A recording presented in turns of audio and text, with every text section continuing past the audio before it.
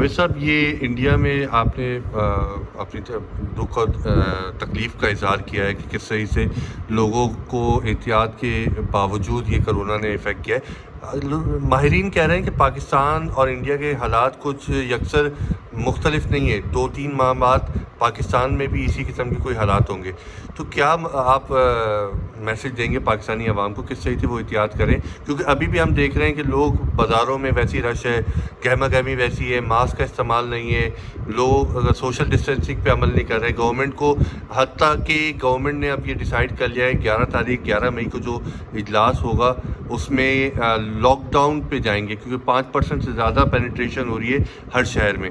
کیا کہیں گے آپ، کس سے لوگوں کو التجا کریں گے احتیاط کی؟ دنیا کر رہی ہے، آپ بھی اپنے طریقے سے اپنے چینل سے لوگوں کو کیا ریکویسٹ کریں گے؟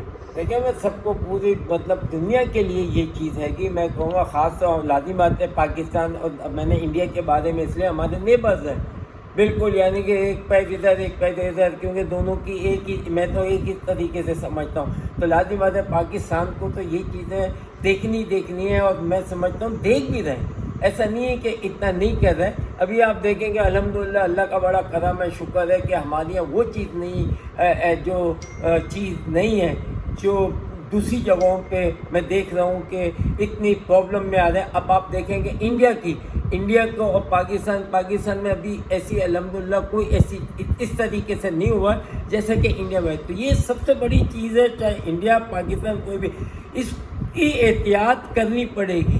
یہ صرف ایک چیز ہے، وبا وہ ہے کہ اگر آپ احتیاط کریں گے اور اس کے بارے میں جو چیزیں بتائی گئی ہیں اس کو فالو کرو گے تو انشاءاللہ آپ کو کچھ نہیں ہوگا، کیونکہ آپ کو وہ چیزیں سنبھالنی ہے اپنی لائف کے لیے۔ اگر کوئی بھی چیز کسی بھی دنیا میں، آپ دیکھیں دنیا میں ہر آدمی اس کو اپنا رہا ہے۔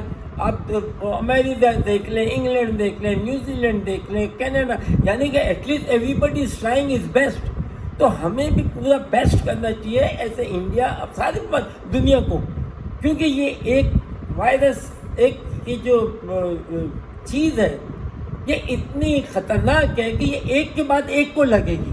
ایک طریقے سے ہے، جتنے آپ کراؤڈ میں رہیں گے، جتنا اپنے آپ کو نہیں سنبھالیں گے، جتنا آپ اپنے آپ کو سیف نہیں کریں گے، جتنا آپ ماسک نہیں پہنیں گے، آپ کے چانسز ہے نا لگنے کے زیادہ ہو جاتے ہیں، کیونکہ کسی سے بھی آپ کیچ کر سکتے ہیں۔ یہ ایک دوسرے سے کیچ کرنے والی بیماری ہے۔ اچھا جاوید صاحب، ویکسینیشن کے بارے میں آپ کیا کہیں گے؟ آپ نے سب سے پہلے سوال دو کا یہ آ رہا ہے، آپ نے خود ویکسینیشن کروا لی ہے؟ جی بالکل کرائی، موقع ملا جیسے کرانی تھی کرائی۔ تو میں سب کو دیکھیں، اپنے جب ایک چیز اویلیبل ہے اور جب آدمی بیمار ہوتا ہے دوائی تو لیتا ہے نا، تو اب اگر اور پھر بعد دفعہ کوئی ایسی چیز آتی ہے تو اس سے پہلے پریکاشنس لیتا ہے کہ یہ چیز نہ ہو، یہ نہیں چیز ہو۔ تو میں یہ کہتا ہوں کہ جتنے بھی زندگی موت تو اللہ کے ہاتھ میں، مگر آپ کو پریکاشن لینا پڑے گا۔ اگر آپ جائیں بالکل، اگر یہ اس کے جو انجیکشن لگ رہے ہیں اس کی ہر آدمیوں نے لگائے ہیں، ویکسین لگائی ہے، ساری چیز، تو آدمی کو موقع ملے ضرور لیں، اپنے آپ کو پروٹیکٹ کریں۔ زندگی موت تو اللہ کے ہاتھ میں، مگر آپ کو یہ چیزیں کرنی چاہیے، not for your own self but the sake of your family۔ بچے، ماں باپ، فیملی، سب کے لیے اس کو آپ نے دیکھنا ہے کہ کس طریقے سے۔ تو یہ چیزوں میں ہر آدمی کو کوئی بھی ایزی نہیں لینا چاہیے۔ یہ ایک خطرناک چیز آئی ہوئی ہے، اور جہاں کہتے ہیں کہ جہاں خطرہ ہو وہاں کبھی بھی کھڑے نہیں رہنا چاہیے۔ تو اسی طریقے جس بیماری میں خطرہ ہو تو اس کو آپ بہت اچھی طریقے سے سیریس لیں، اور ان چیزوں کی جو بتائی گئی ہیں تدبیریں وہ آپ فالو کریں۔ اچھا جاوید صاحب، ابھی منافع خوروں نے ایک نیا طریقہ کار اپنایا ہے پیسہ کمانے کے لیے۔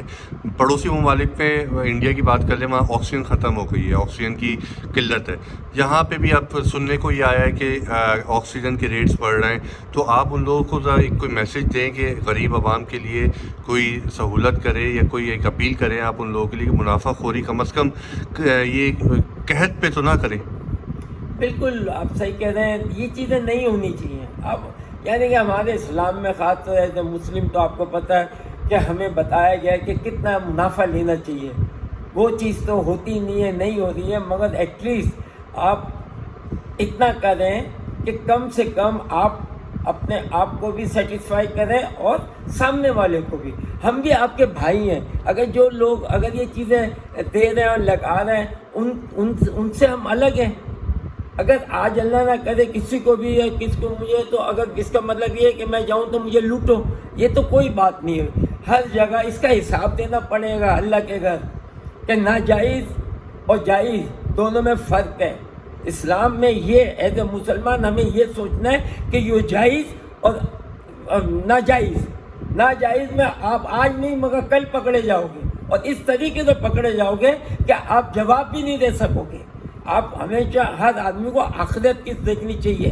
آپ ضرور کرو, مگر ناجائز اگر ہوگا تو آپ بھی کبھی بخشے نہیں جاؤ گے اور آپ کو بھی پرابلم آئے گی, اور اس دنیا میں بھی آئے گی اور آگے بھی آپ کو کرنا پڑے گا.